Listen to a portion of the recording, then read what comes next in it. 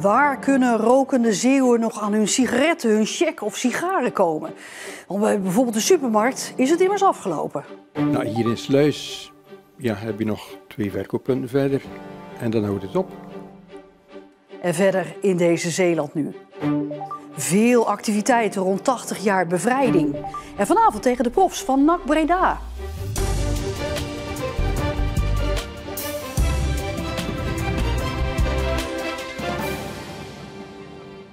Goedenavond. Zeeuwse rokers moeten tegenwoordig flink meer moeite doen om aan hun sigaretten of cheque te komen. Zeker wanneer ze niet in grotere plaatsen wonen. Om het roken te ontmoedigen mogen supermarkten en ook bijvoorbeeld snackbars geen tabaksproducten meer verkopen. Blijven over de tankstations en de tabakspeciaalzaken.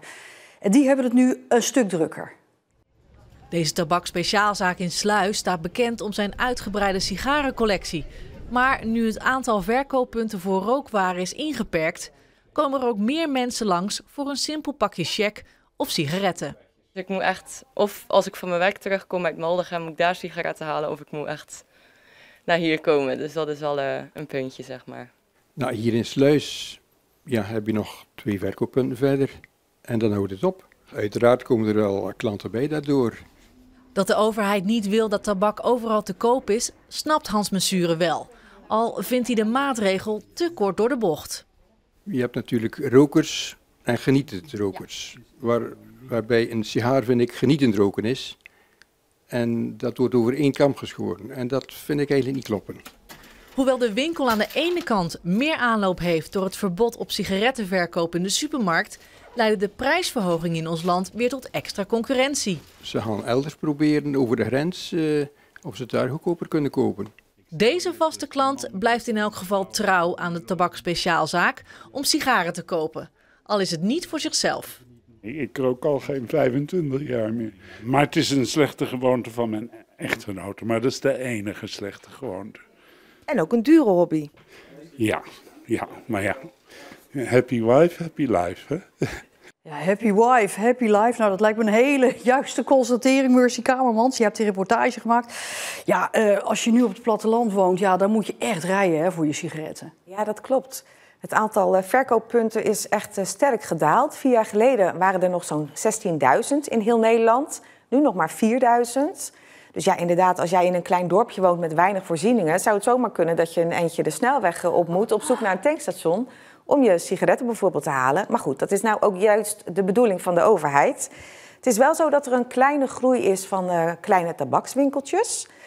Want omdat het niet meer in de supermarkten mag, heb je ondernemers die daar creatief mee omgaan. Dit is de supermarkt van Stavenisse. Het Tolse dorp telt zo'n 1700 inwoners. Rokers konden tot voor kort hier bij de kassa hun tabak halen, maar dat mag dus niet meer. De supermarkteigenaar bedacht daar iets op. Hij heeft nu naast zijn winkel een tabakspeciaalzaak geopend en de vaste klanten zijn daar blij mee. Nou, ik vind het geweldig dat hij dat doet. Maar je moet dat toch maar willen doen. Als kleine zelfstandige ondernemer. Nou, heel goed, want het is voor de winkel zelf ook goed, want het houdt wel zijn klanten ook in het dorp. Dat je op steeds minder plekken cheque en sigaretten kan kopen en de prijzen tot recordhoogte zijn gestegen, moet roken ontmoedigen. Maar stoppen blijft moeilijk. Ik doe het wel rustig eraan, ja. En een roker blijft toch roken. Ja, deze rokers die stoppen dus niet. Hè. Mensen gaan toch naar een omweg zoeken. Dus wat leveren al die beperkende maatregelen van de overheid dan op?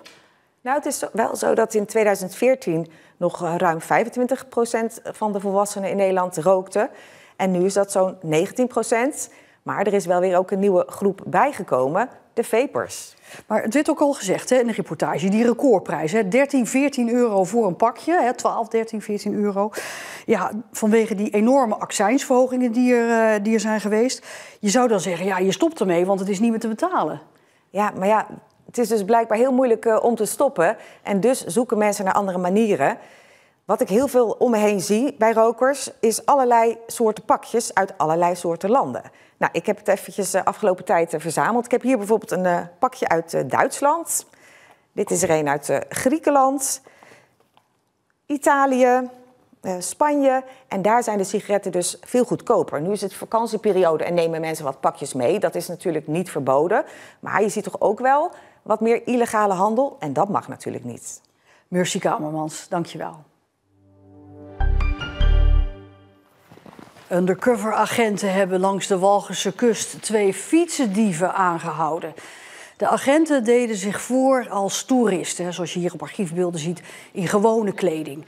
En ze zagen mensen die van plan leken een paar elektrische fietsen te stelen. En toen dat ook daadwerkelijk gebeurde, werden de 2 aangehouden. Die hadden ook gereedschap bij zich om fietsen te kunnen stelen. De laatste tijd zijn er veel meldingen over gestolen fietsen langs de Walcherse kust. Met ruim 80 evenementen viert Zeeuws-Vlaanderen het komende jaar 80 jaar bevrijding na de Tweede Wereldoorlog. Het programma is vanochtend gepresenteerd. Het geeft gewoon iedere plaats zijn eigen aandacht op zijn eigen stukje leed van 44. Dus 80 jaar, daar staat van alles op het programma. Naast herdenkingen wordt ook de route die koningin Wilhelmina aflegde door Zeeuws-Vlaanderen opnieuw gereden. Die stond al eerder op het programma, maar kon toen niet doorgaan. Dat is 5 jaar geleden in het water gevallen vanwege de corona. Dus dat willen we dit jaar toch echt goed op poten te zetten. Daarom hopen ze dat koning Willem-Alexander over de meelstreep wil stappen in Ede, zoals zijn overgrootmoeder 80 jaar geleden deed. Tot nu toe is dat nog niet gelukt. Er zijn wat plannen geweest inderdaad, maar dat is nog niet tot een effectief resultaat geleid. Maar de hoop is nog niet opgegeven? Nee, we geven nooit de hoop op. Dus misschien dat dit ook nog wel lukt. Eindelijk kon Chris Blijenberg uit Hulst zijn aanwinst ook echt aanraken. Het voormalige regeringsvliegtuig dat hij heeft gekocht. Het vliegtuig is vanuit Australië aangekomen op Woensdrecht. Het is tussen 1996 en 2017 gebruikt door het kabinet en door de koninklijke familie. Chris Blijenberg koopt voor zijn bedrijf vaker vliegtuigen in om ze op te knappen en vervolgens weer te verkopen. Hij had zijn zinnen al langer op dit regeringsvliegtuig gezet. Ik ben van oorsprong zijn mijn roots van bij Fokker vandaan. En daar heb ik ook gewoon ben ik als monteur begonnen. En toen de tijd heb ik daar ook de kans gehad om daar aan te mogen werken. Op dat moment ook niet kunnen dromen dat we überhaupt een vliegtuig zouden kunnen kopen. Maar nu zie je, een aantal jaar verder is het toch gebeurd. Koning Willem-Alexander zat niet alleen op de riante passagiersstoelen, maar vloog er ook zelf mee om als piloot aan zijn vlieguren te komen. Koning Willem-Alexander heeft op dit vliegtuig zijn vliegbrevet gehaald. En regelmatig vloog hij zelf ook al moesten ze weg voor het Koningshuis, vloog hij zelf ook dit vliegtuig. Chris gaat het regeringsvliegtuig dus niet zelf houden. Het is een beetje te duur als hebben dingetje, zeg maar. Dus dat is gewoon de markt, hè? De business waar wij in zitten. Afgelopen week zijn voor de Zeeuwse kust zo'n 18 jonge haaien getagd voor een groot wetenschappelijk project van Wageningen Marine Research en de Nederlandse Sportvissersbond. De vraag is waar kleine haaien die hier in de Delta geboren zijn heen gaan en of ze terugkomen. Er zijn vorige week in totaal zo'n 450 haaien gevangen, maar de onderzoekers waren alleen geïnteresseerd in echt de hele kleine dieren, omdat ze daar nog te weinig over weten. Er is toen trouwens ook een vrouwtjeshaai gevangen die 12 jaar geleden getagd was op de Oosterschelde en daar dus was teruggekeerd. Middelburg roept eigenaren van honden op om ze niet meer in de vijver van het Molenwaterpark te laten zwemmen. Want honden hebben vlooien en tekenmiddelen op hun vacht die in het water terechtkomen en slecht zijn voor insecten. We zien een dramatische afname van aantal libelles hier in het park.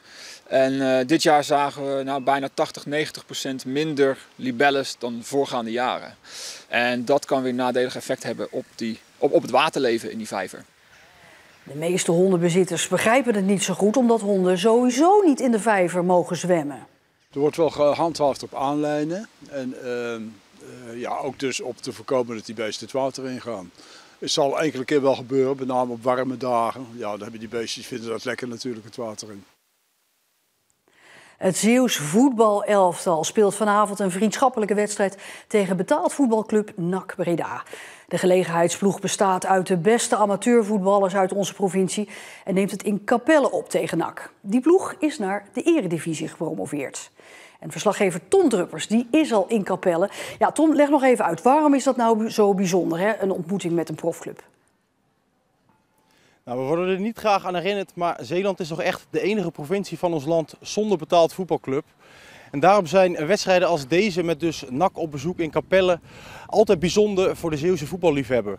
Want zij zien NAC vaak op tv of in het stadion. Want er zijn veel Zeeuwse NAC-fans. Dat heeft natuurlijk te maken met de relatief korte afstand ten opzichte van Breda. Niet alleen voor de fans is het bijzonder hier vanavond, maar ook voor de spelers van het Zeeuwse elftal. Veel van die spelers die hebben een verleden bij een profclub, spelen nu bij de hoogspelende Zeeuwse clubs. Hoek, Goes en Kloetingen. Maar dat is dus bijzonder. Dat geldt ook voor Klaas van Hekken, de verdediger van Kloetingen. Ik heb daar zelf een jaartje gespeeld toen ik 16 was. Mijn jongere broer die heeft daar ook, is daar zijn profcarrière begonnen. Die heeft daar ook in de jeugd een jaartje gespeeld, daarna doorgestroomd naar het eerste. Dus ja, eigenlijk best wel veel wedstrijdjes van die club gezien. Toen ik daar speelde, toen had ik daar ook een seizoenskaart, mocht ik elke wedstrijd kijken. Dus dat was altijd wel lachen. Het Zeeuws elftal bestaat uit spelers van de 3 hoogst spelende Zeeuwse clubs. Hoek, Goes en Kloetingen. Zij zijn komend seizoen tegenstanders van elkaar in de 3e divisie. Maar bundelen nu de krachten voor de wedstrijd tegen NAC. Toevallig zat ik afgelopen vrijdag op het strand. Toen kwam ik Erwin Fransen tegen, oude teamgenoot ook van Goes. Dus toen hebben we het er wel eventjes over gehad. Hij staat natuurlijk rechtsbuiten normaal gesproken, ik rechtsback. Dus hadden we wel een beetje erover van misschien komen we wel samen te spelen weer, net als vanouds. Ja, Tom, dan is natuurlijk de vraag, maakt het Zeeuws elftal een kans tegen NAC? Ja, een kans heb je natuurlijk altijd in het voetbal. Maar als we een beetje realistisch zijn, dan zal het voor het Zeeuws elftal vooral zaak zijn om zich goed te presenteren hier aan het publiek. Want er zijn nog 1400 kaarten verkocht en ze hopen dat het stiekem misschien wel richting de 2000 kan gaan. En dan is het gewoon hopen dat er gewoon vanavond een mooie wedstrijd op de mat komt te liggen voor die Zeeuwse voetballiefhebbers hier in Capelle.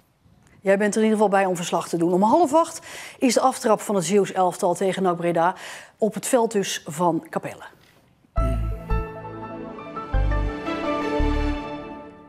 Het was een beetje een regenachtige dag, maar met temperaturen op of net boven de 20 graden was het toch niet koud.